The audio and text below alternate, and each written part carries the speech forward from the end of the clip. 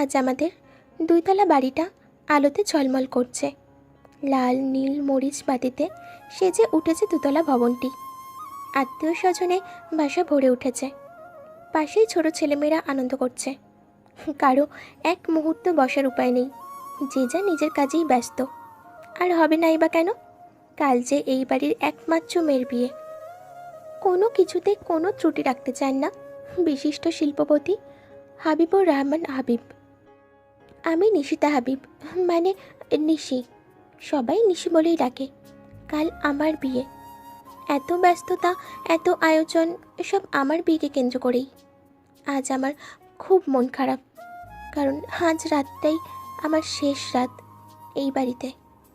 কাল এক নতুন পরিচয় তৈরি হবে আমার। যার সাথে আমার বিয়ে ঠিক হয়েছে তাকে আমি এখনো দেখিনি। শুনেছি তার নাম নাকি কাব্য।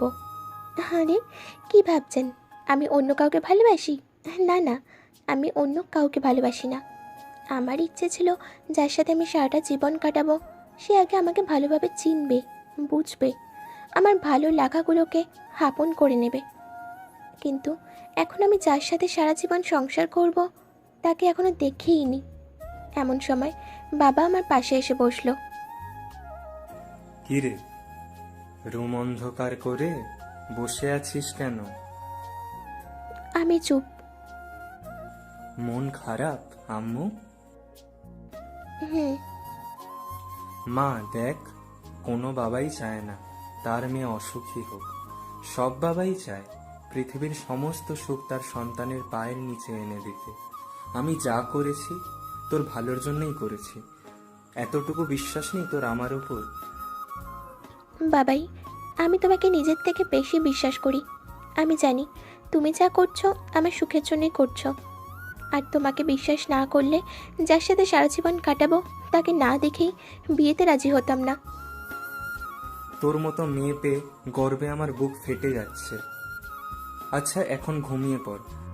আচ্ছা বাবাই, তুমিও গিয়ে শুয়ে পড়ো। বাবাই চলে গেল আর আমি অপেক্ষা করতে লাগলাম এক নতুন ভোরের। সকালে ঘুম থেকে উঠেই বিয়ের আয়োজন শুরু হয়ে গেল। পার্লারের লোক এসে আমাকে সাজিয়ে দিয়ে গেল।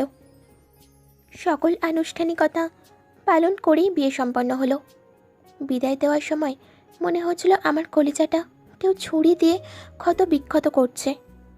বাবাই আর মাকে জড়িয়ে ধরে অনেক কান্না করলাম। এক পর্যায়ে আমি কাঁদতে কাঁদতে জ্ঞান হারিয়ে ফেলি। যখন জ্ঞান আসে তখন নিজেকে আবিষ্কার করি বিয়ের গাড়িতে।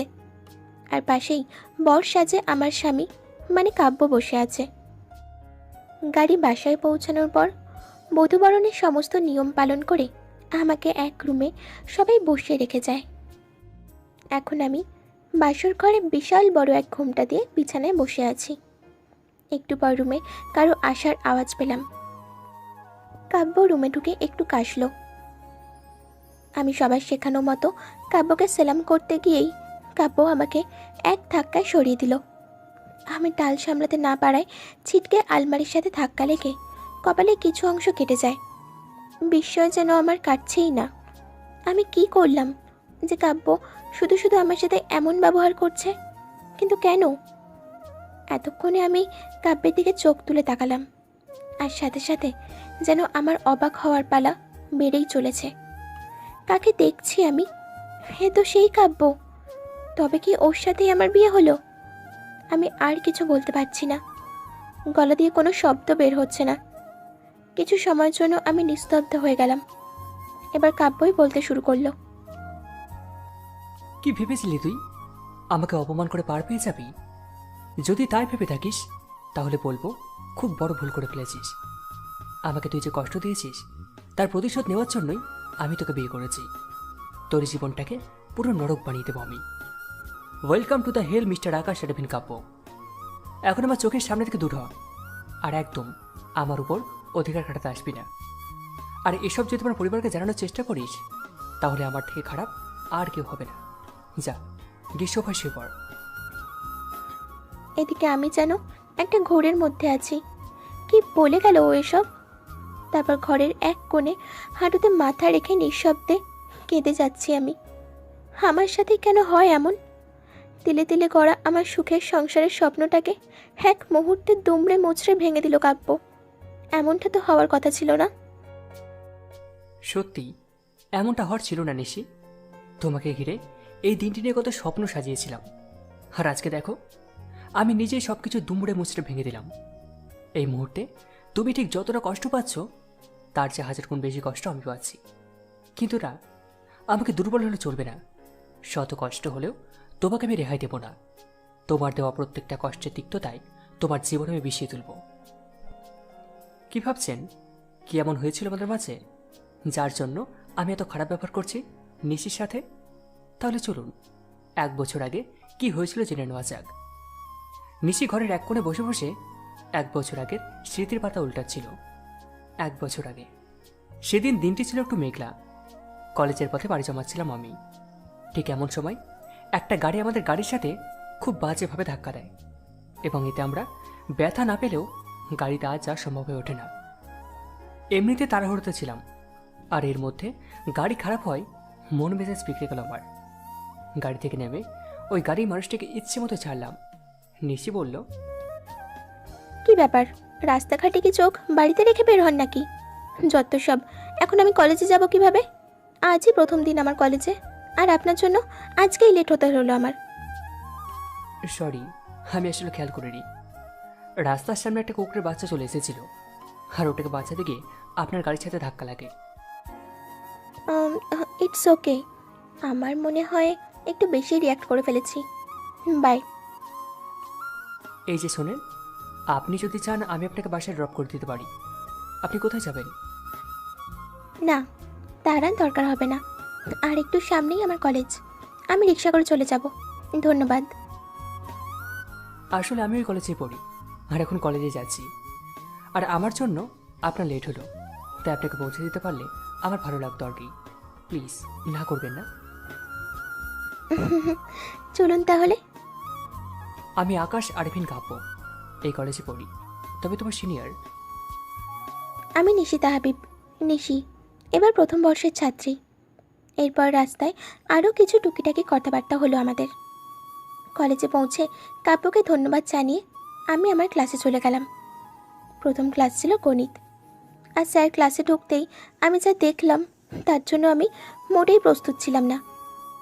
আমি দেখলাম কাব্য ক্লাসে ঢুকলো এবং সবার উদ্দেশ্যে বলল, ডিয়ার স্টুডেন্ট, আমি আকাশ আরিফিন কাব্য, তোমাদের ম্যাথ টিচার।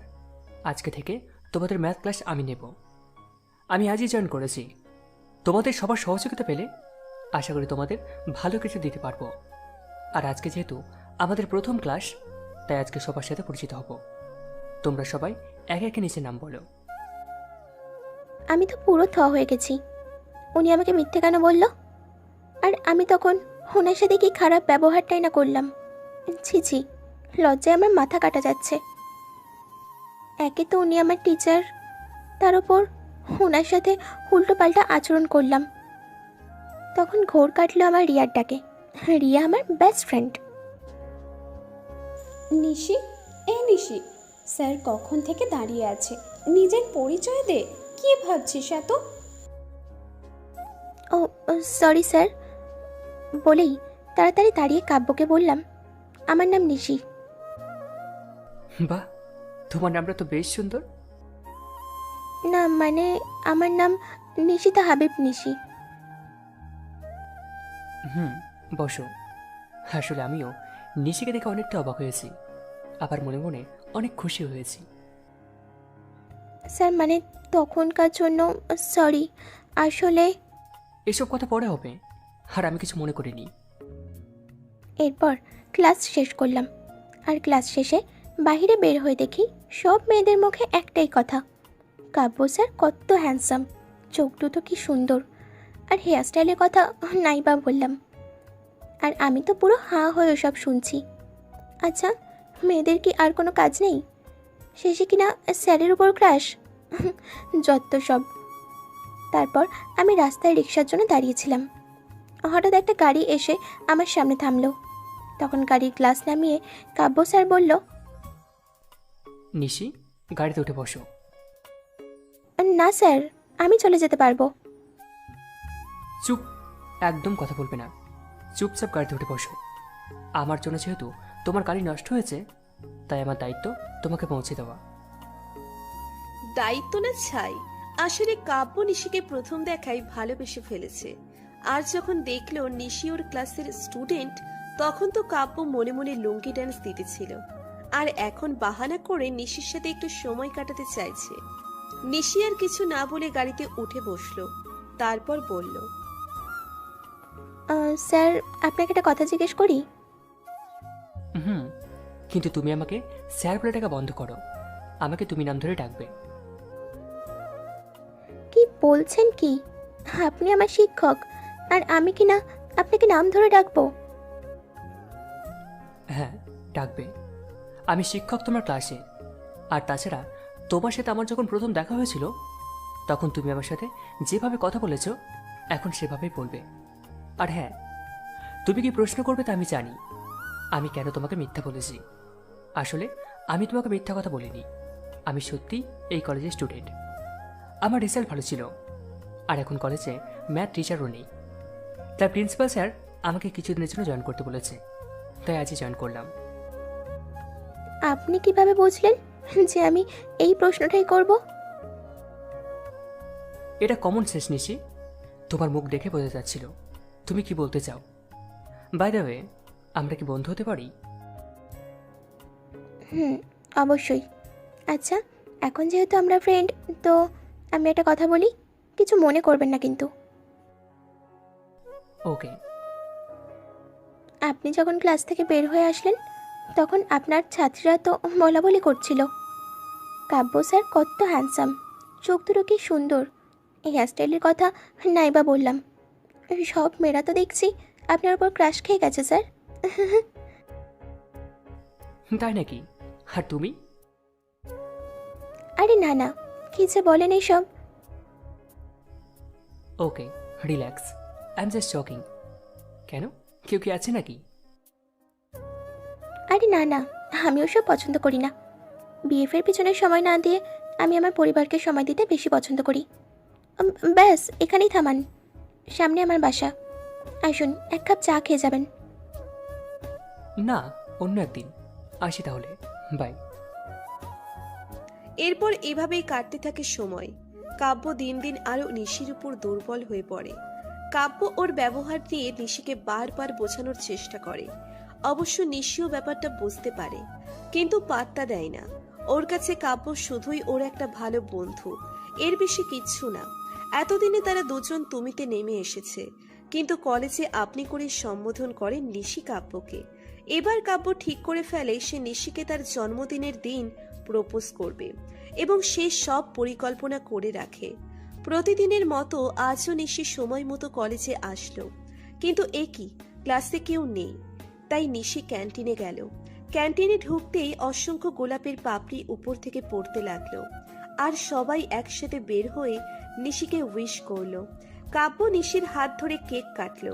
তারপর কাব্য বলল, অ্যাটেনশন গাইস, আমি এই মুহূর্তে তোমাদের সবার সামনে একটা কথা বলতে চাই।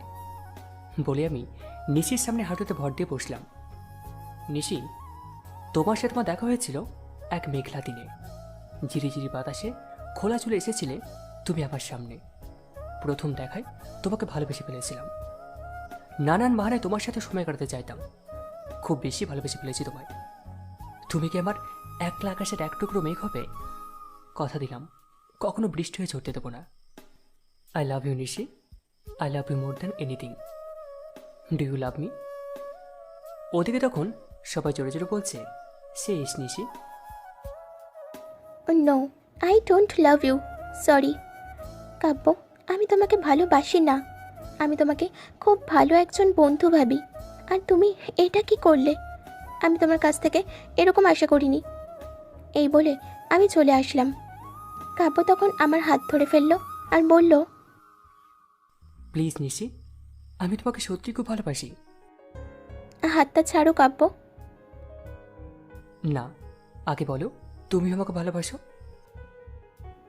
প্লিজ কাব্য, হাতটা ছাড়ো। বললাম তো না।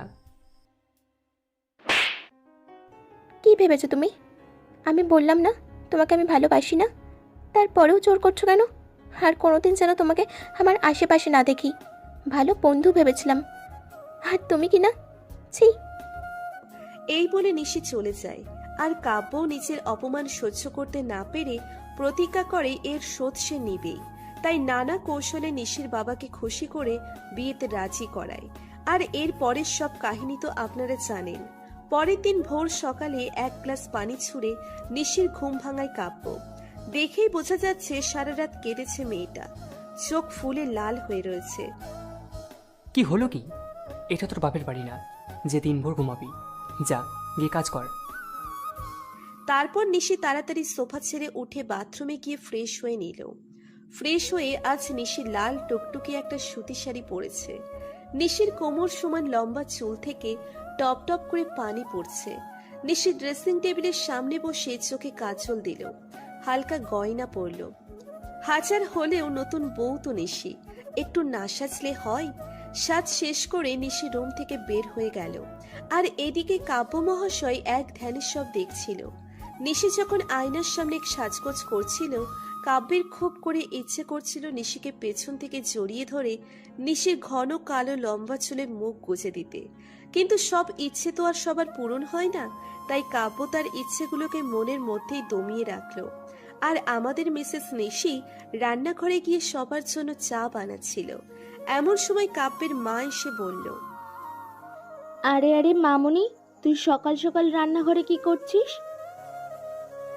এই তো আন্টি, সবার জন্য চা বানাচ্ছি।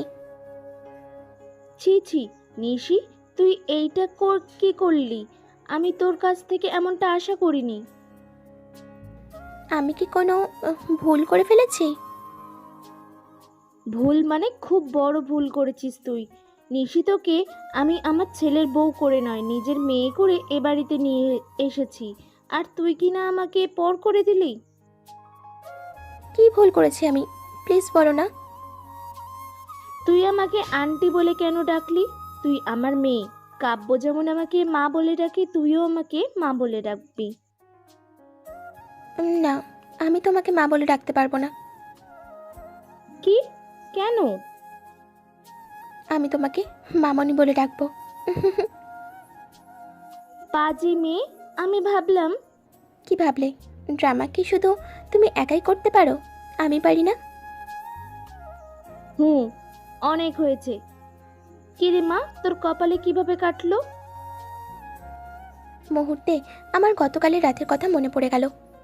কাব্য যেমনই হোক না কেন, ওর ফ্যামিলির সবাই খুব ভালো। আমি ওদের মনে কষ্ট দিতে পারবো না। সরি মামনি, তোমাকে মিথ্যে কথা বলতে হয়েছে। আসলে মামনি, বাথরুমে পড়ে গিয়েছিলাম। সে কি, বেশি লাগেনি তো? না মামনি, তুমি চিন্তা করো না, ঠিক হয়ে যাবে। ঠিক তখন পেছন থেকে স্নিগ্ধা বলে উঠল, কি ঠিক হয়ে যাবে? স্নিগ্ধা হলো কাব্যের ছোট বোন, খুব ভালো আর মিষ্টি একটা মেয়ে। আরে আমার রায়বাঘিনী ননদিনী যে। তা সকাল সকাল কি হলো আপনার? তোমরা আমাকে ছেড়ে গল্প করছো কেন? আমি কিন্তু খুব রাগ করেছি। হয়েছে হয়েছে, আর ঢং করতে হবে না। মা বাবা কোথায়? চা বানানো তো হয়ে গেছে। তোর বাবা তো জগিং করতে বেরিয়েছিল, চলে আসবে। যা, তুই কাব্যকে চা দিয়ে আয়। জেনে শুনে আমাকে বাঘের খাঁচায় পাঠাচ্ছ? কি বলিস বিড়বিড় করে? কই, কিছু না তো মামনি। দেখ মা, তোকে একটা কথা বলি, আমার ছেলেটা কিন্তু খারাপ না। ওকে দেখে যতটা শক্ত মনে হয়, ওর ভেতরটা ঠিক ততটাই নরম। আমি জানি না 1 বছর আগে তোদের মধ্যে কি হয়েছিল, কিন্তু তুই যদি ওর সাথে সব কথা মেনে নিস, তাহলে তোর ওপর আরও বাজে ব্যবহার করবে। ওকে শক্ত হাতে মানুষ করতে হবে, আর আমি জানি তুই ঠিক পারবি মা। তুমি সব জানতে মামনি? তোকেও যেদিন প্রথম দেখেছিল সেদিনই ও বাসায় এসে সব আমায় জানায়। ও তোকে সত্যি খুব ভালোবাসে রে মা। তুই ওকে ফিরিয়ে দেবার পর থেকে ছেলেটা আমার যেন কেমন হয়ে গেছে। এখন একমাত্র তুই ওকে আবার আগের মতো করতে পারবি। আমায় ওয়াদা কর, তুই আমার কাব্যকে আবার আগের মতো ঠিক করে দিবি। ঠিক আছে মামনি, আমি তোমাকে ওয়াদা করলাম। যা এখন কাব্যকে চা দিয়ে আয়। যাচ্ছি। দোয়া দরুদ পড়ে ফু দিয়ে দাও মামনি। পাজি মেয়ে, যা এখন। তারপর আমি দোয়া পড়তে পড়তে রুমে গিয়ে দেখি মিস্টার খেপচুরিয়াস রুমে নেই। বাথরুমের দরজাও খোলা, তার মানে ওখানেও নেই। গেল কই সকাল সকাল? হঠাৎ চোখ গেল বারান্দার দিকে। ওই তো মিস্টার খেপচুরিয়াস, ওখানেই তো। ভালোই হয়েছে, আমি রুমে চা রেখে চলে যাচ্ছিলাম। এখন আর ওনার সামনে পড়তে হবে না। কিন্তু ঠিক তখনই নিশি, চাটা এখানে দিয়ে যা। সকাল সকাল দিল মেজাজটা গরম করে। আমাকে তুই করে বলছে কেন? দাঁড়া, আজকে এর একটা বিহিত করতেই হবে। এরপর কাব্যের কাছে গিয়ে এক হাত ঘোমটা টেনে আমি বললাম, বলুন স্বামী, আপনার কী সেবা করতে পারি? এদিকে এটা শুনে কাব্য রীতিমতো অবাক। আমি এক হাত ঘোমটা দিয়ে মাথা নিচু করে বললাম, এইসব আজে বাজে বকছো কেন? তখন কাব্য বলল, কি হচ্ছেটা কি? তুই এমনভাবে কথা বলছিস কেন? কী যে বলেন স্বামী, আপনি আমার ইহকাল পরকাল দুই জীবনেরই সঙ্গী। আপনার সাথে এইভাবে কথা বলবো না তো কিভাবে বলবো স্বামী? দেখ নিশি, সকাল সকাল মেজাজটা গরম করিস না, ভালোভাবে কথা বল। নিশি তখন এক ঝটকায় ঘুমটা ফেলে দিয়ে আমার শার্টে গলা চেপে ধরে বলল, ঠিক এটাই আপনাকে এতক্ষণ ধরে বোঝানোর চেষ্টা করছি। সকাল সকাল মেজাজটা গরম করাবেন না। আমাকে আপনি তুই করে কেন বলছেন? এরপর যদি আর একবার তুই করে ডেকেছেন তো আপনার একদিন কি আমার যতদিন লাগে। এই বলে নিশি ঘর থেকে বেরিয়ে গেল। আর এদিকে কাব্য তো পুরোই আবুল হয়ে বসে রয়েছে। কি বলে গেল ও এইসব? কিন্তু নিশির এই পাগলামিগুলো ভেবে মনের অজান্তেই কাব্য হেসে ফেলল। তারপর নিশি রুম থেকে বের হয়ে সোজা স্নিগ্ধার রুমে চলে যাচ্ছিল। আর এদিকে রুম থেকে বের হতেও কেউ হ্যাচকা টান দিয়ে একপাশে নিয়ে আসলো নিশিকে। নিশি তাকিয়ে দেখলো স্নিগ্ধা মিটমিট করে হাসছে আর বলতে লাগলো, বাহ ভাবি বাহ, কি খেল দেখালে গো! আমি পুরো তোমার পাংখা হয়ে গেলাম। ভাইয়াকে এভাবে টাইট দিবে আমি কল্পনাও করিনি। পাজি কোথাকার, লুকিয়ে লুকিয়ে আমাদের কথা শোনা হচ্ছিল এতক্ষণ। আর পাংখা মানে কি? পাংখা মানে ফ্যান। আজ থেকে আমি তোমার ফ্যান হয়ে গেছি মাই ডিয়ার ভাবিজি। আর লুকিয়ে লুকিয়ে তোমাদের কথা শুনিনি। ভাইয়াকে নিউজ পেপার দিতে এসেছিলাম আর তখন তোমাদের এই T20 ম্যাচ দেখলাম। উফ ভাবি, কি খেল গো! পুরোই ফ্রি হিটের ছক্কা। আর ছক্কা? মুখে যাই বলি না কেন, যখন মিস্টার খেপচুরিয়াসের সাথে কথা বলছিলাম ভয়ে আমার আত্মাটা বের হয়ে যাচ্ছিল। এক মিনিট, এই মিস্টার খেপচুরিয়াসটাকে? কে আবার? তোমার ভাইয়া। দেখো না কথায় কথায় কেমন খেপে যায়। তাই আজ থেকেই নতুন নামকরণ করেছি তোমার ভাইয়ার। দারুণ না নামটা? কি বলছো গো, পুরো জমে ক্ষীর! ভাবি, অনেক হয়েছে। আজ তো বাসায় বৌভাত অনুষ্ঠান। একটু পরে পার্লার থেকে লোক আসবে তোমাকে সাজাতে। তুমি তৈরি থেকো। আচ্ছা, তুমি এখন কি করবে? কাজ না থাকলে দুজনে বসে বেশ আড্ডা দেওয়া যেত। না থাক, আড্ডা দেওয়ার অনেক সময় পড়ে রয়েছে। এখন যাও, নিজের বরের সাথে একটু গল্প করো। তোমার কি মাথা খারাপ স্নিগ্ধা? ওই বেটা মিস্টার খেপচুরিয়াসের সাথে আমি গল্প করব? আমাকে তো চিবিয়েই খেয়ে ফেলবে। ভাবি থামো। আরে বলতে দাও, রাক্ষস একটা, সারাক্ষণ মেজাজ নিয়ে থাকে। আরে বাবা, সব সময় এত মাথা গরম করলে চলে? মাঝে মাঝে তো মনে হয় এক বালতি পানি এনে ব্যাটার মাথায় ঢেলে দিই। আমাকে মেজাজ দেখায় কত বড় সাহস! আমাকে তো চেনে না, আমার নামও নিশি। ওই রাক্ষসটাকে যদি উচিত শিক্ষা দিতে না পারি তবে সারা জীবন রাতে দুধ খেয়ে ঘুমাবো। ইস, ভাবতেই গা গোলাচ্ছে। তবে আমি তো আর হারছি না, তাই দুধও খেতে হবে না। ভাবি তুমি থাকো, আমি গেলাম। বলে স্নিগ্ধা এক দৌড়ে রুম থেকে বেরিয়ে গেল। আরে স্নিগ্ধা, দাঁড়াও, কোথায় যাচ্ছ? বলে পিছনে তাকাতেই দেখি কাব্য পিছনে দাঁড়িয়ে আছে, রাগে ফুঁসছে, মুখ লাল হয়ে আছে, আমার দিকে এগিয়ে আসছে। আমি তখন মুখে কৃত্রিম হাসি দিয়ে ভয় ভয় বললাম, আপনি মানে কখন কখন এলেন? ঠিক যখন থেকে তুমি আমার গুণগান গাইছিলে। আল্লাহ, তোমার এই নিরীহ বান্দাটিকে এই রাক্ষসের হাত থেকে বাঁচাও তুমি। আমি মিস্টার খেপচুরিয়াস? আমার দিকে এগোচ্ছিল আর বলছিল। আমি বললাম, না, কি যে বলেন, আমি মিস্টার খেপচুরিয়াসের বউ। ইস, কি যে বলে ফেললাম, আজ মনে হয় আমার আর রক্ষা নেই। কি বললে? আমি রাক্ষস, তাই না? এ মা, কি যে বলেন, আপনার মতো মানুষই হয় না। আমার মাথায় এক বালতি পানি ঢেলে দিতে মন চায়? আরে না না, কি বলছেন এসব?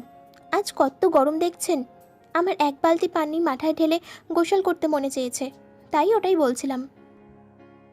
ওদিকে কথা বলতে বলতে নিশি একদম দেয়ালের সাথে আটকে গেছে, আর কাব্য একদম নিশির কাছাকাছি চলে এসেছে।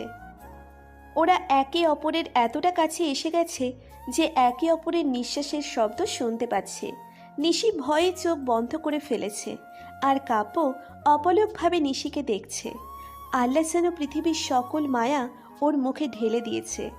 এখন আর কাব্যের রাগ হচ্ছে না, ওর খুব করে ইচ্ছে করছে নিশিকে ছুঁয়ে দিতে।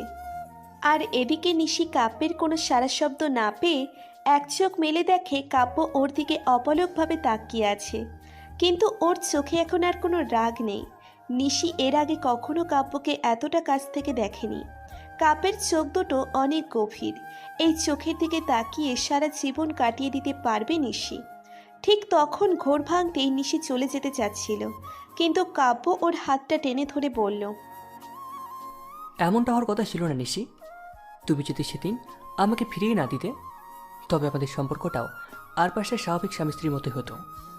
তোমাকে আমি খুব ভালোবাসতাম নিশি, কিন্তু তুমি তার প্রতিদানে আমাকে দিয়েছ শুধু অপমান আর লাঞ্ছনা। কতগুলো রাজ্যে আমি কেঁদে কেঁদে কাটিয়েছি, তার একমাত্র সাক্ষী আমার আল্লাহ। আমি কি এতটাই অযোগ্য ছিলাম? আমাকে কি একটু ভালোবাসা যেত না? এইসব কথা বলতে বলতে কাব্যের গলা ভারী হয়ে আসছিল। তখন ও রুম থেকে বেরিয়ে গেল, আর আমি ওখানেই বসে পড়লাম। সত্যি কি আমি খুব বড় ভুল করে ফেলেছিলাম কাব্যকে ফিরিয়ে দিয়ে? কিন্তু কাব্য তো জানে না কেন আমি ওকে ফিরিয়ে দিয়েছিলাম। এই কথাগুলো নিশি ভাবছিল আর নিঃশব্দে চোখের পানি ফেলছিল, যা কাব্যের চোখ এড়ালো না। কাব্য ভাবছিল, কাঁদো নিশি, কাঁদো। আমার চোখের প্রত্যেক ফোঁটা পানির দাম তোমার চোখের পানি দিয়ে শোধ করতে হবে। এরপর দুপুরে পার্লার থেকে লোক এসে নিশিকে খুব সুন্দর করে সাজিয়ে দিল। যদিও আমাদের গল্পের নায়িকা যথেষ্ট সুন্দরী। ও, আপনাদের তো বলাই হয়নি, নিশি 5 ফুট 4 ইঞ্চি লম্বা, দুধে আলতা গায়ের রং, চুল কোমর সমান লম্বা, আর কাজল কালো হরিণী চোখ। এক কথায় রূপবতী কন্যা। আজ নিশিকে একটা গোল্ডেন কালারের লেহেঙ্গা পরানো হয়েছে, চোখে গাঢ় কাজল, চুলগুলো পাফ করে খোপায় ফুলের মালা দিয়েছে, আর গা ভর্তি গয়না। যদিও বৌভাতে সবাই অনেক গর্জিয়াস সাজ করে, কিন্তু নিশির আবার একদম ভারী মেকআপ সহ্য হয় না, তাই নিশি হালকা সাজ নিয়েছে। সাজ শেষে নিশিকে বৌভাতের স্টেজে নিয়ে বসানো হয়েছে। যেহেতু কাব্যের কোনো বড় ভাই নেই, তাই খাওয়া দাওয়ার দিকটা কাব্য নিজেই সামলাচ্ছে। তখন হঠাৎ কাব্য নিশিকে এই সাজে দেখে পুরো থমকে গেছে, আর হাঁ করে তাকিয়ে আছে। আর তখন হঠাৎ করে কাব্যের ফোনের মেসেজ টোন বেজে উঠল। ফোন বের করতেই দেখে নিশির মেসেজ। হাঁ করে না তাকিয়ে নিজের কাজ করুন, নয়তো বিয়েবাড়ির সব মাছি আপনার মুখে ঢুকে যাবে। কাব্য তখন নিশির দিকে রাগী লুকে তাকালো, আর নিশিও ইশারায় বোঝালো ডোন্ট কেয়ার। আজ কাব্যকেও খুব সুন্দর দেখাচ্ছে। হিরো আমাদের দেখতে মাশাল্লাহ অনেক হ্যান্ডসাম, 6 ফুট 2 ইঞ্চি লম্বা, গায়ের রং উজ্জ্বল শ্যামবর্ণ, হেয়ার স্টাইল চেহারার সাথে খুব মানিয়েছে। আজকে কাব্য একটা ধূসর রঙের শেরওয়ানি পরেছে।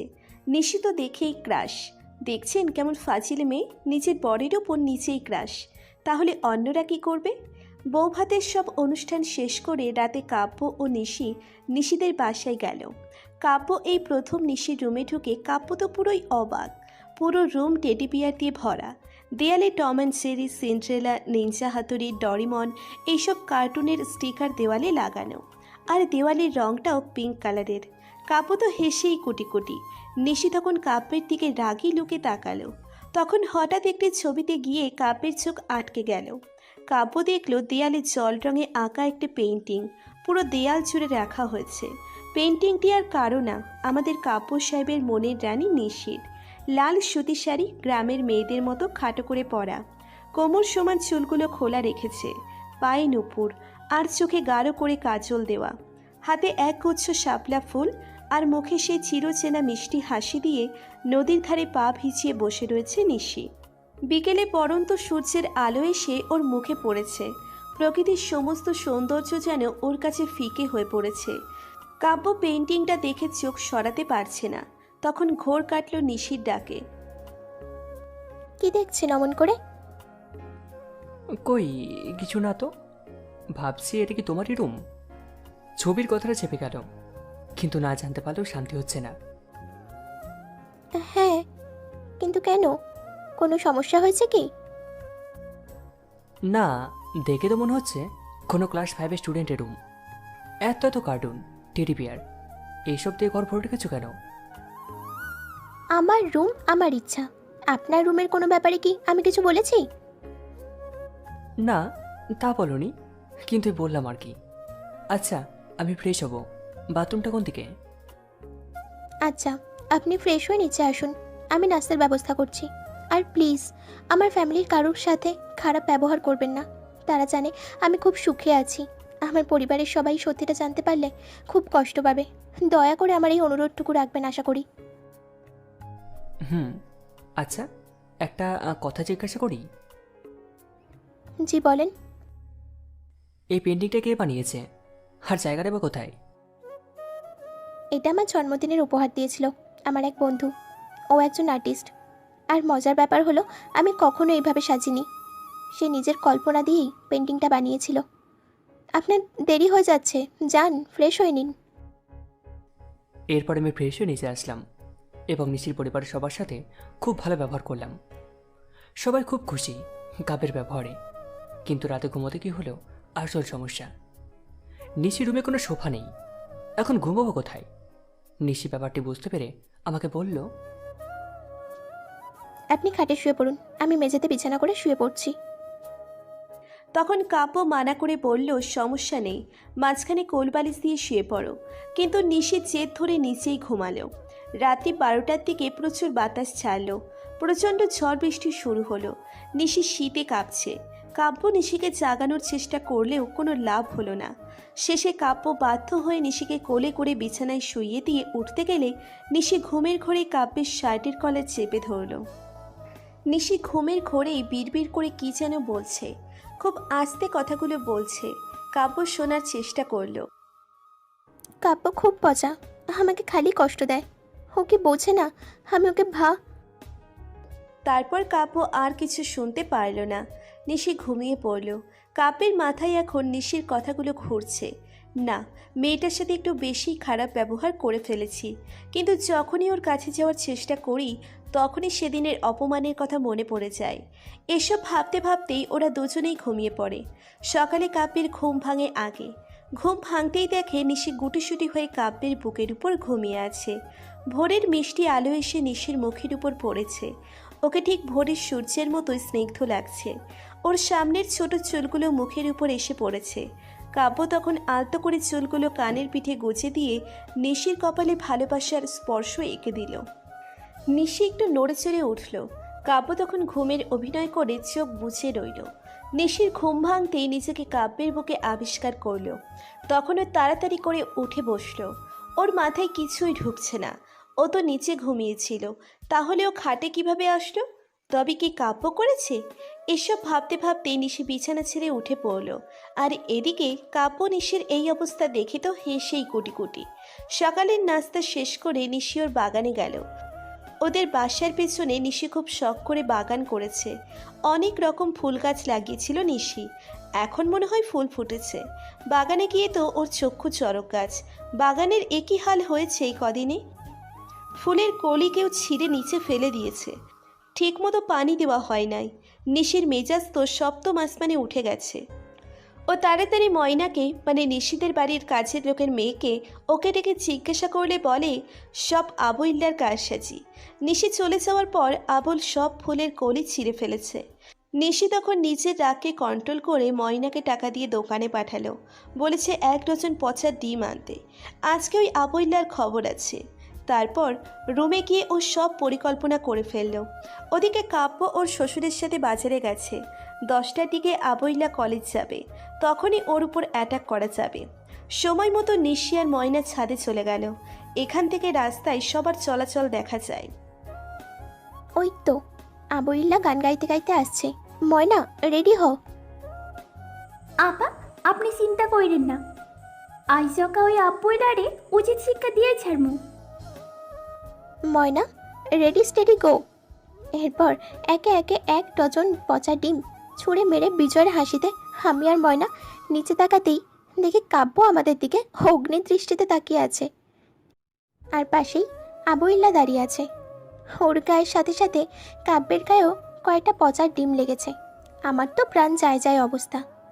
আমি এক দৌড়ে নিজের রুমে চলে গেলাম, আর কাব্য রেগে রুমে এসে আমাকে বলল, এটা কি করলে তুমি? ইচ্ছে করে কাজ করেছো তাই না? না মানে ব্যাস, অনেক বলে ফেলেছ। কেন করলে এটা? তুমি আমাকে ভালোবাসো না, তা আমি জানি। তাই বলে এই কাজটা তুমি করতে পারলে নিশি? এতটা ঘৃণা করো আমাকে যে এই কাজটা করাটাকে দুবার ভাবলে না? এসব কথা বলতে বলতে কাব্য নিশির দিকে এগুচ্ছিল। তখন নিশি বলল, স্টপ স্টপ, আর 1 পাও এগোবেন না। ইস, কি বাজে গন্ধ বের হচ্ছে। গন্ধ বেরোচ্ছে তাই না? দাঁড়াও। বলেই কাব্য নিশিকে ধরতে গেলে নিশি দৌড়ে অন্য পাশে চলে যায় আর বলে, এই একদম না, যান আগে গোসল করে আসুন। তখন কাব্য আর কিছু না বলে হনহনিয়ে গোসল করতে চলে যায়। পাক্কা 1 ঘন্টা গোসল করে বের হয় কাব্য। তারপর নিশিকে দেখে কিছু বলতে গেলেই নিশি রেগে আগুন হয়ে কাব্যকে বলা শুরু করলো, এই, আপনার মাথায় কি গোবর পোড়া? উল্লুক একটা। আজ আপনার জন্য, শুধুমাত্র আপনার জন্য ওই আবুইল্লা বেঁচে গেল। ইচ্ছে করছে আপনার গলাটা টিপে দিতে। জানেন, ওই আবুল আমার বাগানের সব ফুলের কলি নষ্ট করে ফেলেছে। তার প্রতিশোধ নিতে 1 ডজন পচা ডিম এনেছিলাম ওর মাথায় ফাটাবো বলে। আর আপনি কোথা থেকে হাজির হলেন? ইস, কত আফসোস রয়ে গেল। আমার সব কয়টা ডিম ওর মাথায় ফাটাতে পারলাম না। তার জন্য শুধুমাত্র আপনি দায়ী। আপনি একটা আলু, পটল, ঝিঙা, শশা আর ধর আর মনে পড়ছে না। ওদিকে এতক্ষণে নিশির হুঁশ ফিরল। কাব্য ওর দিকে কেমন করে তাকিয়ে আছে। নিশি তখন ভয় পেয়ে এক দৌড় দিয়েই চিৎপটাং ধপাস করে একটা আছাড় খেয়েছে। ও মাগো বলে নিশি চিৎকার করে কান্না শুরু করলো। কাব্য তাড়াতাড়ি করে নিশির কাছে গেল। পায়ে অনেকটাই ব্যথা পেয়েছে, মচকে গেছে মনে হয় পাটা। কাব্য তখন নিশিকে কোলে করে বিছানায় বসালো। পায়ে ভালোই ব্যথা পেয়েছে, জায়গাটা লাল হয়ে গেছে। কাব্য নিশির পায়ে হাত দিতেই নিশি বলে উঠল, আরে আরে, কি করছেনটা কি? আমার পায়ে হাত দিচ্ছেন কেন? চুপ, একদম চুপ, কোনো কথা বলবে না। তারপর কাব্য কিছুক্ষণ পাটায় কি যেন দেখল। তারপর ও ধরতেই নিশি চিৎকার দিয়ে বলল, আরে ব্যথা পাচ্ছি তো। আচ্ছা নিশি, আমি একটু তোমার ভাই মেসেজ করে দিই, তুমি বরং আমার সাথে গল্প করো। নিশিও তখন ভালো মনে ওর বাগানের কথা বলতে লাগলো। হঠাৎ করে কাব্য নিশির পায়ে একটা মোচড় দিল। সাথে সাথেই নিশি কাব্যের কাঁধে খামচে ধরে একটা বিকট চিৎকার দিল আর বলল, আমি আপনার সাথে আর থাকবো না। আপনি আজকে আমাকে ব্যথা দিলেন, যাব না আপনার সাথে। আমি এক্ষুনি বাবাকে বলে আসছি। এই বলে নিশি চলে যাওয়ার সময় কাব্য নিশিকে ধরে ফেলে। কাব্য তখন একবার নিশির মুখের দিকে তাকাচ্ছে, একবার পায়ের দিকে। নিশি নিচের পায়ে দাঁড়িয়ে আছে, আবার হাঁটাহাঁটিও করতে পারছে। ব্যাপারটা নিশি বুঝতে পেরেই সরি বলল। তখন কাব্য বলতে শুরু করলো, তুমি কি রাক্ষসী? হাতে তো বড় বড় নখ কেন? আল্লাহ, আমার কানটা মনে হচ্ছে শেষ। এটা শুনে নিশি লজ্জা পেয়ে রুম থেকে চলে যায়। আজকে নিশি আর কাব্য বাসায় ফিরে যাবে। নিশির আজকে খুব মন খারাপ। ওর শাশুড়ি অনেকবার ফোন দিয়ে কথা বলেছে, নিশিকে ছাড়া নাকি বাড়ি খালি খালি লাগছে। নিশির পরিবারের সবাই তো খুব খুশি, তারা ভাবছে নিশি খুব সুখে আছে। এরপর নিশি রেডি হতে রুমে গেল। রুমে গিয়ে তো নিশি অবাক। কাব্য আয়নার সামনে রেডি হচ্ছে, আর ওকে দেখেই তো নিশি ক্রাশড। কাব্য আজকে লট্টো ব্র্যান্ডের কালো একটা স্লিপার, ব্লু জিন্স আর পোলো ব্র্যান্ডের টি শার্ট পরেছে, চোখে সানগ্লাস, চুলে জেল দিয়ে সেট করা। এক কথায় যে কোনো মেয়ের সামনে এখন ও গিয়ে দাঁড়ালে মেয়েটি নির্ঘাত হার্ট অ্যাটাক করবে। নিশিকে এভাবেই তাকিয়ে থাকতে দেখে কাব্য ওর ফোনটা হাতে নিয়ে নিশিকে একটা মেসেজ করলো। এভাবে হাঁ করে তাকিয়ে থেকো না, মুখে মশা ঢুকবে। নিশি তখন মেসেজটা দেখে কিছুটা বিব্রত বোধ করলো, কিন্তু প্রকাশ না করে বলল, আমি মোটেও হাঁ করেছিলাম না, তাহলে মশা কি করে ঢুকবে? আর আমার ডায়লগ আমাকেই শোনানো হচ্ছে। এত কথা না বলে জলদি রেডি হও, ঢাকায় যা জ্যাম, বাসায় পৌঁছতে অনেক দেরি হয়ে যাবে। তখন নিশি আর কিছু না বলে হনহনিয়ে ওয়াশরুমে চলে গেল। তারপর নিশিও রেডি হয়ে কাব্যকে বলল, আমার হয়ে গেছে, চলুন। কাব্য তখন নিশির উল্টো দিকে মুখ ঘুরিয়েছিল, আর তার বিপরীত দিকে মানে নিশির দিকে তাকাতেই কাব্য ভিমড়ি খাওয়ার মতো অবস্থা। নিশি একটা হোয়াইট টি শার্ট আর পিঙ্ক লং স্কার্ট পরেছে, চুল উঁচু করে ঝুটি করেছে, আর গলায় স্কার্ফ পেঁচানো। কাব্য তখন নিশিকে বলল, নিশি বেবি, তুমি এটা কি পড়েছো? কাব্যের এমন আচরণে নিশি একটু ভ্রু কুচকিয়ে বলল, কেন? স্কার্ট আর টি শার্ট। ইস, তুমি এটা কেন পড়লে? তোমার জন্য একটা শর্ট টপস আনিয়ে দেবো। কি পাগলের মতো বলছেন? আমি শ্বশুর বাড়িতে টপস পরে যাব? লোকে কি ভাববে? মাথার তারগুলো কি সব কটাই ছিঁড়ে গেছে নাকি? তার আমার মাথায় ছেড়েনি, তার ছেড়েছে তোমার মাথায়। জীবনে দেখেছো নতুন বউ শ্বশুরবাড়িতে গেলে স্কার্ট পরে যায়? এতটুকু কমন সেন্স নেই। যাও, শাড়ি পরে এসো। কি? আমি শাড়ি পরবো? বিয়ের দিন সকালে শাড়ি পরতে গিয়ে জান একেবারে তেজপাতা হয়ে গেছে। আর শাড়ি সামলানোর থেকে যুদ্ধ করা অনেক সহজ। আর এখন এত তাড়াতাড়ি শাড়ি কিভাবে পরবো? আমি শাড়ি পরতে পারবো না, এটাই আমার শেষ কথা। ভালো ভালোই নিচে শাড়ি পরে এসো, নয়তো নয়তো কি? আমি শাড়ি পরবো না, এটাই আমার শেষ কথা। তুমি যদি এখন শাড়ি পরে রেডি না হও, আমি কিন্তু তোমায় শাড়ি পরিয়ে দেবো। আর শাড়ি পরতে যা যা প্রয়োজন সেগুলো নিজের হাতে পরিয়ে দেবো। এখন ডিসিশন তোমার। কাব্যের কথায় নিশি ঘাবড়ে গিয়ে বলল, না না, আমি নিজেই রেডি হচ্ছি, আপনি একটু আম্মুকে ডেকে দিন। নিশি মুখে এগুলো বললেও মনে মনে কাব্যের 14 গোষ্ঠী উদ্ধার করে ফেলল। Good girl. এই বলে কাব্য নিচে চলে গেল। তারপর নিশি তাড়াতাড়ি করে রেডি হয়ে সিঁড়ি দিয়ে নামছিল। তখন কাব্যের চোখ যেতেই কাব্য আর চোখ ফেরাতে পারছিল না। নিশি একটা নীল জামদানি শাড়ি পরেছে, হাত ভর্তি চুড়ি, চোখে গাঢ় করে কাজল, হালকা মেকআপ, চুল খোপা করা। কাব্য অপলকভাবে তাকিয়ে আছে। তখন নিশির চোখে চোখ পড়তেই কাব্য চোখ সরিয়ে নিল। তারপর কাব্য আর নিশি সবার থেকে বিদায় নিয়ে বাসার উদ্দেশ্যে রওনা দিল। কাব্য ড্রাইভিং সিটে বসেছে, ও নিজেই ড্রাইভিং করবে। নিশি এসে ওর পাশের সিটে বসেছে, কিন্তু মুখটা ভার করে বসে আছে। স্বাভাবিক, মা বাবাকে ছেড়ে আসছে, একটু তো মন খারাপ করবেই। কাব্যরও ভালো লাগছে না। যেভাবেই হোক নিশির মনটা ভালো করতে হবে। এসব ভাবতে ভাবতেই কাব্য গাড়ি থামালো। তখন নিশি বলল, কি হলো? গাড়ি থামালেন কেন? সামনে তাকাও, কত লম্বা জ্যাম। এমন সময় একটা 10-6 বছরের বাচ্চা মেয়ে আসলো। নিশি তখন গ্লাস নামাতেই বাচ্চাটি বলল, আপ্পা, ফুলের মালা নেবেন? মাত্র 10 টাকা। নিশি কিছু বলতে যাবে তখনই কাব্য বলল, আমি তো সবগুলো মালা কিনবো, এদিকে নিয়ে আয়। মেয়েটি তখন খুশিতে আত্মহারা হয়ে বলল, সত্যি কইতেছে ভাইজান। কাব্য মাথা নাড়িয়ে সম্মতি জানালো আর ওয়ালেট থেকে একটা 1000 টাকার নোট দিল। তখন মেয়েটি বলল, আমার কাছে তো ভাঙতি নাই ভাইজান। ভাঙতে দিতে হবে না, পুরো টাকাটাই তোর। ভাবিস না যে এমনি এমনি দিচ্ছি। এই যে তুই আমাকে ভাইজান বলে ডাকলি, তাই তোকে আমি ভালোবেসে এই টাকাটা দিলাম।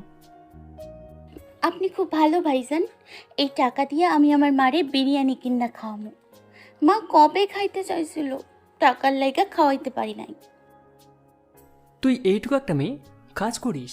তোর বাবা কি করে? আব্বা তো আমার জন্মের আগেই মইরা গেছে, আর আমার তো অসুখ। আগে মানুষের বাড়িতে কাম করতো, এখন অসুখ দেখা কাম করতে পারে না, তাই আমি ফুল বেচতে পেট চালাই। চল, তোকে আমি আজকে একটা জায়গায় নিয়ে যাব। যাবি তো নাকি? কই লইয়া যাইবেন ভাইজান? গাড়িতে ওঠ, গেলেই দেখতে পারবি। তারপর মেয়েটি পেছনে বসতে গেলে নিশি বাধা দেয় আর বাচ্চা মেয়েটিকে কোলে নিয়ে সামনের সিটে বসে। এতক্ষণ নিশি কাব্যের আর মেয়েটির কথা শুনছিল। এবার নিশি মেয়েটির সাথে গল্প করতে লাগলো। কিছুক্ষণ পর জ্যাম ছুটে গেল। কাব্য আবার ড্রাইভিং করতে লাগলো। ওই, তোর নাম কি রে? টিয়া। বাহ, ভারী মিষ্টি নাম তো তোর। তোকে কিন্তু আমি টিয়া পাখি বলে ডাকবো। আচ্ছা, আপনি ভাইজানের কি হন? আমি তোর ভাবি হই, আমাকে তুই ভাবি বলে ডাকবি।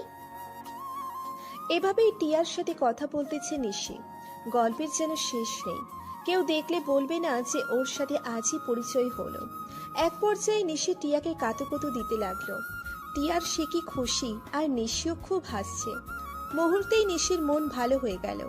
কাব্য ভাবছে, যাক, তাহলে মহারানীর মন ভালো হলো। ভাইজান, ভাবি কিন্তু খুব ভালো। সে কি, তোর ভাবি একাই ভালো? আমি বুঝি ভালো না? আপনিও ভালো, কিন্তু ভাবি বেশি ভালা। দেখছিস টিয়া কেমন হিংসুটে। তুই আমাকে একটু ভালো বলেছিস, তাই ওনার একেবারে গা চলে যাচ্ছে। বুঝলি টিয়া, তোর ভাবি যেমন ভালো তেমনি টাকি। আজকে কি করেছে জানিস? কি করছে ভাবি? আজকে তোর ভাবি আমার মাথায় পচা ডিম ফাটিয়েছে। মোটেও না, আমি মোটেও ইচ্ছা করে আপনার গায়ের পচা ডিম ছুড়িনি। আমি তো এই বদমাইশ আবইল্লার গায়ে ফেলতে চেয়েছিলাম। কেন? এই বেচারার উপর তোমার তো রাগ কেন? কি বললেন? হো বেচারা? ওর মতো বদমাইশ আর দ্বিতীয় একটাও নেই। আমার এত শখের বাগানের 12টা বাজিয়েছে একেবারে।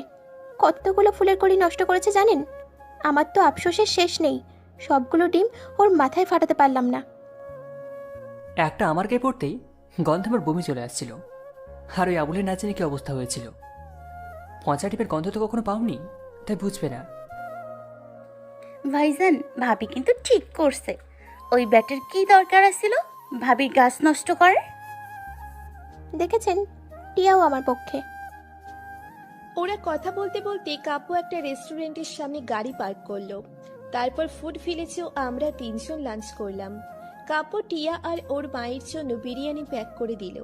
নিশি টিয়াকে শপিং মলে নিয়ে গিয়ে 3টে ড্রেস কিনে দিল। তারপর আবার টিয়াকে ওর বাসায় পৌঁছে দিল। কি রে টিয়া, তুই খুশি তো? ও ভাইজান, আমার একটা কথা রাখবেন? কি? আপনি ফুলের মালাটা ভাবির খোপায় লাগাইয়া দেন।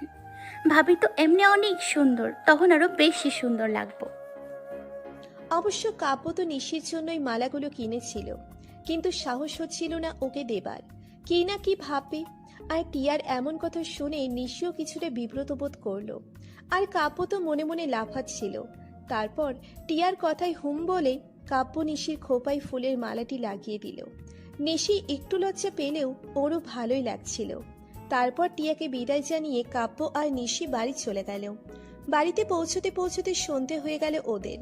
এরপরে বাড়িতে ঢুকেই দেখে মামনি আর স্নিগ্ধা ড্রয়িং রুমের সোফায় বসে রয়েছে। নিশি কাছে যেতেই মামনি তাকে জড়িয়ে ধরে বলল, আমার আম্মুটা এতক্ষণে এলো? আমি সেই কখন থেকে তোদের জন্য অপেক্ষা করছি। কেমন আছো সুইটহার্ট? তোমাকে আমি খুব মিস করেছি। আর আমার রায়বাগিনী রণদিনী, তাকেও খুব মিস করেছি। বাসায় শুধু একা আসেনি, আমি এসেছি। আমাকে তো কোনো চোখেই পড়ছে না। তেমন হিংসুটে দেখেছো মা? এটা শুনে কাব্য তখন নিশির দিকে একটা রাগী লুক দিল। হয়েছে, এবার তোরা রুমে গিয়ে ফ্রেশ হয়ে নে, ডিনারের সময় কথা হবে। হুম, আচ্ছা। বলেই নিশি আর কাব্য ওদের রুমে চলে গেল। আর রুমে ঢুকেই নিশি বলল, আপনি আগে ফ্রেশ হয়ে নিন, তারপর আমি যাব। কাব্য হুম বলে টাওয়েলটা নিয়ে ফ্রেশ হতে চলে গেল। আর এদিকে নিশি লাগেজ থেকে ওর কাপড়গুলো বের করে আলমারিতে রাখতে গিয়েই ওর চোখ তো ছানা বড়া, কারণ অনেক সুন্দর সুন্দর শাড়ি, 3 পিস আরো অনেক কাপড় দিয়ে আলমারি ভরা। নিশি ভাবছে কাপড়গুলো কার হতে পারে। ভাবতে ভাবতে কাব্য ফ্রেশ হয়ে রুমে ঢুকলো। নিশি তখন কাব্যকে বলল, একটা কথা জিজ্ঞেস করব, বকবেন না কিন্তু। বলো। আলমারিতে এত শাড়ি কাপড় কার? মানে এগুলো? কাব্য তখন নিশিকে থামিয়ে দিয়ে বলল, কোনো এক সময় কাউকে ভালোবাসতাম, তার জন্য আমি কিনে রেখেছিলাম। ভেবেছিলাম বিয়ের পর আমি নিজে হাতে থেকে সাজাবো, কিন্তু এখন আর এগুলোর প্রয়োজন নেই, ফেলে দিও সব। ও মা, ফেলে দেবো কেন? আমি পরবো এগুলো। যার জন্য কিনেছিলেন সেই পরবে। আপনার মনে আমার জন্য যে জায়গাটা ছিল সেই জায়গাটা আমি আবার তৈরি করবই করব। তোমার ইচ্ছা, চেষ্টা করে দেখতে পারো। তারপর নিশি ওই কাপড়গুলো থেকে একটা শাড়ি নিয়ে ফ্রেশ হয়ে নিচে গেল। সবাই একসাথে ডিনার করলো। ডিনার শেষে কাব্য রুমে এসে নিশিকে বলল, কালকে আমার এক ফ্রেন্ডের বার্থডে, তোমাকে আর আমাকে যেতে হবে, রাতে তৈরি থেকো। শুনুন, হুম। মানে আমার তো কলেজে ক্লাস চলছে, সামনের সেমিস্টারে ফাইনাল। আমি কি কলেজে যাব? যাবে না কেন? কাল থেকে নিয়মিত ক্লাস করবে। আর মনে যেন থাকে, সন্ধ্যায় কিন্তু নিতে আসবো, রেডি থেকো। আর একটা কথা, গতকাল রাতে তো আমি নিজে ঘুমিয়েছিলাম, কিন্তু সকালে দেখলাম বিছানায় শুয়ে আছি। মানে আমি ওপরে কিভাবে গেলাম? বিছানায় শুয়েছিলে নাকি আমার বুকের উপর? রাতে দেখলাম তুমি সেটা কাঁপছিলে, আর বাইরে প্রচুর বৃষ্টি ঝড় হচ্ছিল, তাই আমি উপরে এনেছিলাম। আর শোনো, এখন থেকে তুমি বিছানাতে ঘুমাবে, মাঝখানে কোলবালিশ দিলে হবে। কাব্যর কথায় নিশিও মাথা নাড়িয়ে সম্মতি জানিয়ে বিছানা করে ঘুমিয়ে পড়ল। পরের দিন নিশি যথারীতি কলেজে গেল। কাব্য আর এখন কলেজে চাকরি করে না, ও এখন বাবার ব্যবসা সামলায়। আজ অনেক দিন পর নিশির ফ্রেন্ডসদের সাথে দেখা হলো। ও অনেক মজা করলো আজকে। ক্লাস শেষে বাড়ি ফিরতে দুপুর হয়ে গেল। বাসায় গিয়ে নিশি দেখলো মামনি রান্না করছে। নিশি মামনিকে পেছন থেকে জড়িয়ে ধরল আর বলল, কি করো মামনি? আজকে আমি তোমাদের রান্না করে খাওয়াবো। এই তো রান্না করি। আর তুই রান্না করতে পারিস? হুম, চা বানাতে পারি, নুডলস রান্না করতে পারি, ডিম ভাজতে পারি। বাবা, তুই এত রান্না করতে পারিস? হুম। কিন্তু তোকে কিচ্ছু করতে হবে না, যা গিয়ে এখন ফ্রেশ হ, আর বিকেলে তো তোরা বের হবি। হুম। আচ্ছা মামনি, তোমার ওই খারুস ছেলেটা এখনো আসেনি? না, ও একেবারে বিকেলে তোকে নিতে আসবে, তুই সময় মতো তৈরি হয়ে থাকিস। আচ্ছা মামনি, কি পরা যায় বলো তো? আমার শাড়ি পরতে সমস্যা হয়, অন্য কিছু বলো। সে তুই যা পরবি তাতেই সুন্দর লাগবে। এখন যা, আমার রান্না প্রায় শেষ। তারপর নিশি দুপুরের খাওয়া দাওয়া শেষ করে সারাটা দুপুর ঘুমিয়ে পার করলো। বিকেলে উঠে একটু মামনির সাথে আড্ডা দিল। তারপর কাব্যের জন্য ওয়েট করতে লাগলো। সন্ধ্যার দিকে কাব্য রুমে আসলো। নিশিও কাব্যকে দেখে উঠে দাঁড়ালো। নিশি আজকে একটা হোয়াইট গর্জিয়াস শাড়ি পরেছে, চুলগুলো খোলা, চোখে গাঢ় কাজল, ঠোঁটে হালকা গোলাপি লিপস্টিক। ব্যাস, পার্টির জন্য পারফেক্ট লুক। নিশিকে একদম হোয়াইট অ্যাঞ্জেলের মতো লাগছে।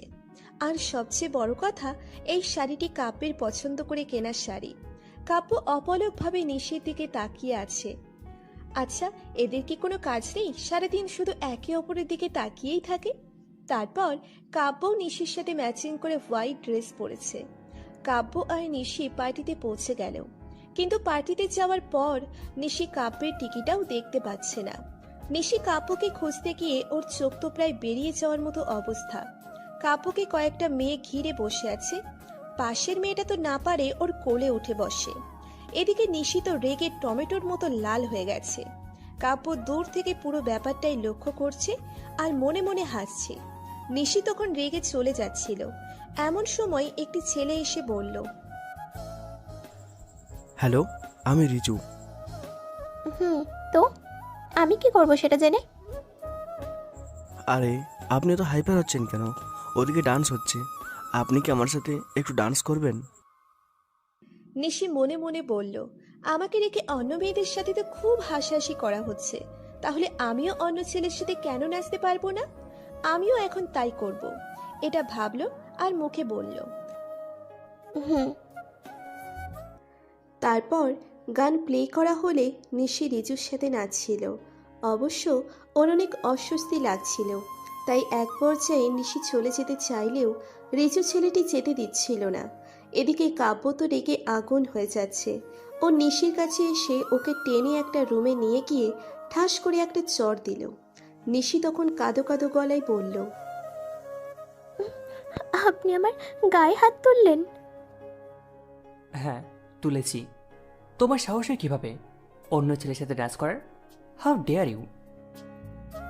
তাতে আপনার কি? আমার যার সাথে মন চায় আমি তার সাথে ডান্স করব। আপনি যখন ওই মেয়েদের সাথে গা ঘেঁষে কথা বলছিলেন, কই আমি কি কিছু বলেছি? চোখে পানি নিয়ে নিশি কাঁদো কাঁদো গলায় বলল।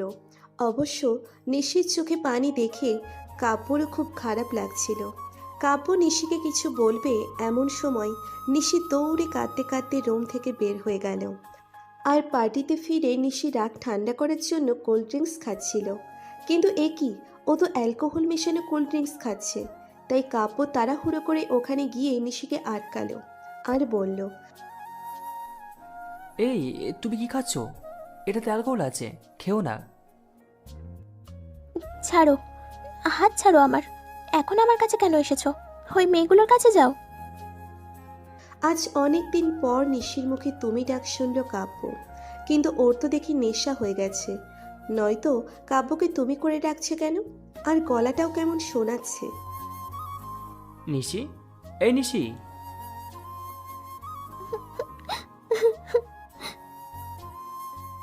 এ কি, তুমি কাঁদছো কেন? তুমি খুব পচা। তুমি আমাকে ছেড়ে ওদের সাথে কেন হাসাহাসি করছিলে? নিশি, ওরা তোমার ফ্রেন্ডস, তাই কথা বলছিলাম। হুম, তুমি শুধু আমার সাথে কথা বলবে, আর কারোর সাথে না, ঠিক আছে? আচ্ছা, ঠিক আছে, এখন চলো, বাসে যেতে হবে। আমি যাব না, তুমি আমাকে মেরেছো। আরে, তোমাকে ওই ছেলের সাথে ডান্স করতে দেখে আমার মাথা গরম হয়ে গেছিল। সরি লক্ষ্মীটি, রাগ করে না, আর কখনোই ভুল করবো না। আজকের মতো মাফ করে দাও। করতে পারি, একটা শর্তে। কি শর্ত? আমার সাথে ডান্স করতে হবে। কি বলছো? তোমার নেশা হয়ে গেছে, এখন কিভাবে ডান্স করব? আচ্ছা, আমরা পরে ডান্স করব, কেমন? আমি এক্ষুনি ডান্স করব। Please please please please. এই বলে নিশি দাঁড়ালো আর পড়ে যেতে চাইলে কাব্য ধরে ফেলল। দেখেছো, তুমি ঠিকমতো দাঁড়িয়ে থাকতে পারছো না, আর তুমি কিভাবে ডান্স করবে? নিশি তখন কাব্যকে জড়িয়ে ধরে বলল, ঠিক এইভাবে। এই প্রথম নিশি কাব্যকে জড়িয়ে ধরল।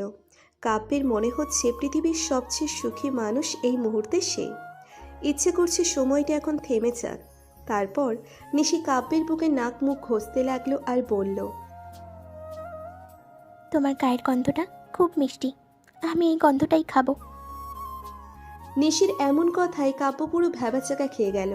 তারপরেও নিজেকে সামলে নিয়ে কাব্য বলল, কারোর গায়ের গন্ধ মিষ্টি হয় এ জীবনে শুনিনি। আর গায়ের গন্ধ আবার খাওয়া যায় নাকি?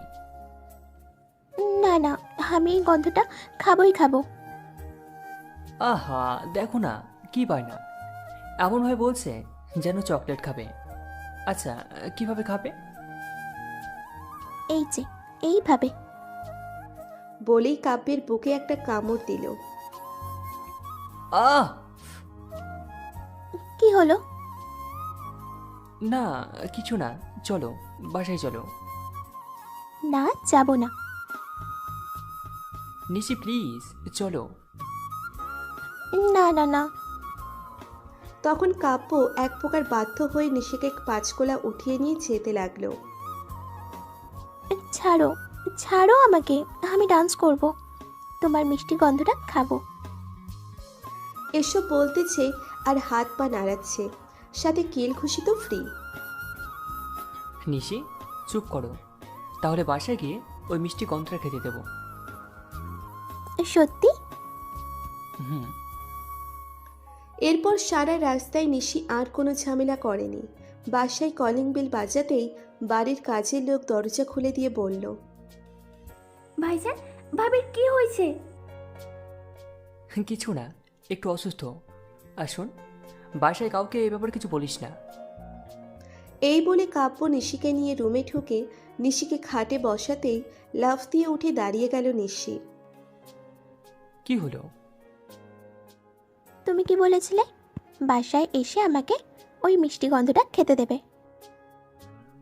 যাতে মাতাল তালে ঠিক, ভুলোনি তাহলে। আচ্ছা, খাও। আর কয়েকটা কামড়ি তো খেতে হবে, এই তো।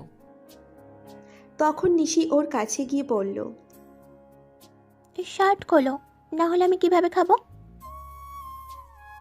আল্লাহ, এই মেয়ে আজকে আমার মানিকচতের ফরদা বানিয়ে ফেলবে।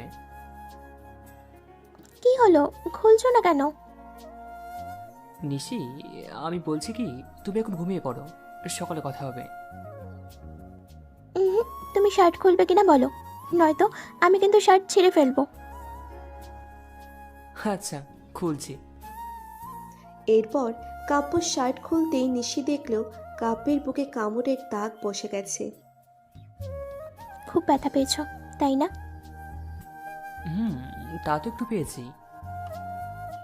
কাব্য এটা বলার সাথে সাথেই নিশি কাব্যের বুকে একটা চুমু খেলো। এটা কোনো মলম ছিল কিনা জানি না, কিন্তু ওর ঠোঁটের স্পর্শ পেতেই সমস্ত ব্যথা উধাও হয়ে গেল কাব্যের। তারপর নিশি কাব্যের বুকে মাথা রেখেই ঘুমিয়ে পড়ল। কিছুক্ষণ পর কাব্য নিশিকে ডাকার পরেও সাড়া না পেয়ে নিশিকে বিছানায় শুইয়ে দিয়ে ও নিজেও শুয়ে পড়ল। নিশি কাব্যের বুকে মাথা রেখে কাব্যকে জড়িয়ে ধরে ঘুমিয়ে পড়ল। আর কাব্য নিশির ঘুমন্ত নিষ্পাপ মুখের দিকে তাকিয়ে থাকতে থাকতে সেও ঘুমিয়ে পড়ল। পরের দিন সকালে নিশির ঘুম আগে ভাঙল। ঘুম ভাঙতেই নিশি নিজেকে কাব্যের বুকে আবিষ্কার করল। তখন কাব্যের দিকে তাকাতে নিশি 420 ভোল্টের শক খেল, কারণ কাব্য খালি গায়ে শুয়ে রয়েছে আর কাব্যের বুকে কামড়ের দাগটাও স্পষ্ট দেখা যাচ্ছে। নিশির মাথা পুরো হ্যাং হয়ে যাচ্ছে, সে কিছুই ভাবতে পারছে না। ও তো গতকাল রাতে পার্টিতে ছিল, তাহলে বাসায় কিভাবে আসলো? আর কাব্যের বুকে কামড়ের দাগ কেন? এমন আরও নানান প্রশ্ন ওর মাথায় ঘুরপাক খেতে লাগলো। তার একটু পর কাব্যের ঘুম ভাঙতেই নিশিকে এমনভাবে চিন্তা করতে দেখে ওর মাথায় একটু দুষ্টু বুদ্ধি আসলো। নিশি তখন কাব্যকে দেখে জিজ্ঞেস করলো, আচ্ছা, আমি এখানে কিভাবে এলাম? আমরা তো পার্টিতে ছিলাম, তাহলে বাসায় কিভাবে এলাম? সে কি, তোমার কালকে রাতের কথা কিছু মনে নেই? কেন, কি মনে থাকবে? কি করেছি আমি? নিশি, তোমার কি সত্যি মনে নেই, নাকি মনে না থাকার ভান করছো? আপনি বলুন না, আমার সত্যি কিছু মনে নেই। আরে, আমি মুখে এসব কিভাবে বলবো? আমার কি লজ্জা লাগে না নাকি? কেন, লজ্জা করার মতো কিছু হয়েছে নাকি? আরে, এসব কথা পরে হবে, তুমি যাও, ফ্রেশ হয়ে আসো। নিশি এবার কেঁদেই দিল আর বলল, না, আমি ফ্রেশ হব না। আর আমার কিছু মনে পড়ছে না কেন? আর আপনি আমার সাথে কথা বলবেন না, গতকাল আপনি আমার গায়ে হাত তুলেছেন। এটা শুনে কাব্যের এবার খুব খারাপ লাগতে লাগলো। তখন কাব্য নিশিকে বলল, নিশি, রিল্যাক্স। তুমি যে ভাবছো তেমন কিছুই হয়নি। আমি এতক্ষণ মজা করছিলাম, আর তুমি গতকাল রাতে ড্রিঙ্কস করেছিলে, তাই তোমার কিছু মনে পড়ছে না। কি কি বলছেন? আমি ড্রিঙ্কস করেছি? পাগল হয়ে গেছেন নাকি? হাগ্গে না, তোমার কোল্ড ড্রিঙ্কসে অ্যালকোহল মেশানো ছিল। নিশি তো প্রায় বেহুশ। এত কিছু হয়ে গেল আর ওর কিছুই মনে নেই। তখন হঠাৎ নিশির টনক নড়ল। আচ্ছা, আপনার বুকে কামড়ের দাগ কেন? আপনি তো বলেছেন তেমন কিছুই হয়নি। এ মা, এটা তো নীলার কামড়ের দাগ। ও বলেছে আমার গায়ের গন্ধটা নাকি খুব মিষ্টি, তাই কামড় দিয়েছিল। এবার আর নিশিকে থামানো গেল না। ও বালিশ দিয়ে কাব্যকে পেটাতে লাগলো। কাব্যের মাথার চুল ধরে টানা শুরু করলো। কাব্যের চুল ধরে মাথায় ঝাঁকাচ্ছিল আর শব্দ করে কান্না শুরু করে দিল। নিশি কাঁদছে আর বলছে, আব্বু, তুমি এ কার সাথে আমার বিয়ে দিলে? এই বেটা হারামি তো ঘরে বউ রেখে পরকিয়া করে। বউ যদি ভালো না বাসে তাহলে তো পরকীয়া করতেই হবে, তাই না? কি বললেন? আমি আপনাকে ভালোবাসি না? কে বলেছে? আমিও আপনাকে অনেক। তুমিও আমাকে কি? কই, কিছু না। এই বলে নিশি ওয়াশরুমে চলে গেল। এর মধ্যে নিশির ফোন বেজে উঠল। কয়েকবার বেজে থেমে গেল। তারপর আবার কল আসতেই কাব্য রিসিভ করলো। আর রিসিভ করতেই ওপাশ থেকে বলতে লাগলো, তুই কি হারামি রে, বর পেয়ে আমাকে ভুলে গেলি? প্রতি বছর তোর জন্মদিন আমরা একসাথে সেলিব্রেট করি, আর এবারও করব, ওকে? কে বলছো? ও সরি স্যার, আমি নিশিকে ভেবেছিলাম। আমি রিয়া। আসলে কাল নিশির জন্মদিন, তাই ওকে উইশ করার জন্য কল করেছিলাম। ও, তাহলে কালকে মহারানীর জন্মদিন, আর আমি জানি না। শোনো রিয়া, আমাকে তোমার একটু হেল্প করতে হবে। কি করবে তো? অবশ্যই করব স্যার। কি করতে হবে বলুন? তারপর কাব্য রিয়াকে সব কিছু বুঝিয়ে দিল কি কি করতে হবে। আর তারপর কল লিস্ট থেকে নাম্বারটা ডিলিট করে দিল। একটু পর নিশি ওয়াশরুম থেকে বের হয়ে বলল, কে ফোন করেছিল? তোমার না, আমার ফোন এসেছিল, নীলা করেছিল। নীলা কথাটা শুনতেই নিশির মুখ কালো হয়ে গেল আর মুখে বলল, আজকে আমি একটু বাসায় যেতে চাই, পরশু ফিরে আসবো। আমি কি যাব? সে কি, কয়েকদিন আগে না ঘুরে এলে? এখন যাওয়া দরকার নেই। প্লিজ যাই না, আসলে আজ আমার। আমি আর কোনো কথা শুনতে চাই না। তুমি যাবে না মানে যাবে না। এখন যাও, মাকে রান্নার কাজে সাহায্য করো, যাও। কড়া গলায় কথাগুলো বলল কাব্য। নিশি আর কিচ্ছু বলল না। ওর চোখ ভিজে আসলো। তারপর নিশি রুম থেকে বের হয়ে চলে গেল। এরপর সারাটা দিন নিশি মনমরা হয়ে থাকলো।